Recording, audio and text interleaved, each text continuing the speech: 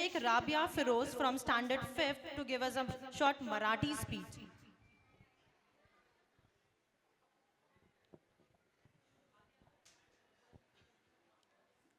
अस्सलाम वालेकुम व रहमतुल्लाहि व बरकातहू.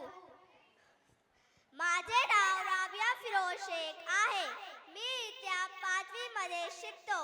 माझ्या शाळेचे नाव अल रहमान इंग्लिश स्कूल आहे. नमस्कार सर्व शिक्षक, पालक, आदरणीय पाहुणे आणि माझ्या प्रिय मित्र मैत्रिणींनो. आज आपण 15 ऑगस्ट स्वतंत्र दिन साजरा करत आहोत. हा दिवस आपल्या सर्वांच्या जीवनात अभिमानास्पद आणि प्रेरणादायी आहे. 1947 साली आजच्या दिवशी आपला भारत स्वतंत्र झाला. स्वतंत्र सैनिकांच्या लढ्यात अनेक महान नेत्यांनी आपले प्राण अर्पण केले. महात्मा गांधी, भगत सिंग, चंद्रशेखर आझाद, झाशीची राणी, नेताजी सुभाषचंद्र बोस, मौलाना अब्दुल कलाम आझाद, मौलाना मोहम्मद अली जफर, अशफाकुल्ला खान, आबादी बानो बेगम आणि अनेक ज्ञात स्वतंत्र सैनिक यांचे योगदान विसरून चालला नाही. झाले जरी तुकडे आमच्या शरीराच्या तरी ओढ नाही कमी होणार भारत मातेची. झाले जरी तुकडे आमच्या शरीराच्या तरी ओढ नाही कमी होणार भारत मातेची. स्वतंत्र हे सहजासहजी मिळालेले नाही. त्याग, बलिदान आणि संघर्षाचा फळ आहे.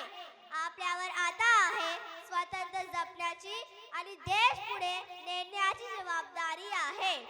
आपण सर्वांनी शिकले पाहिजे, देशप्रेम ठेवले पाहिजे, एकतेने राहिले पाहिजे आणि आपल्या शेतात देशासाठी काहीतरी चांगलं केले पाहिजे. देशासाठी काहीतरी करून दाखवू, तिरंग्याला आभाळात लहरवू. आजचा दिवस केवळ उत्सव नाही, देशभक्तीची आठवण आहे. आपण सर्वांनी आपल्या देशाच्या प्रगतीसाठी सतत प्रयत्न केले पाहिजेत.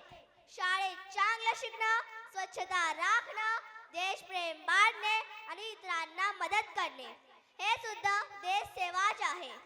चला आपण निश्चय करूया, देशासाठी काहीतरी चांगलं करू, आपल्या भारताला प्रगत बनवू.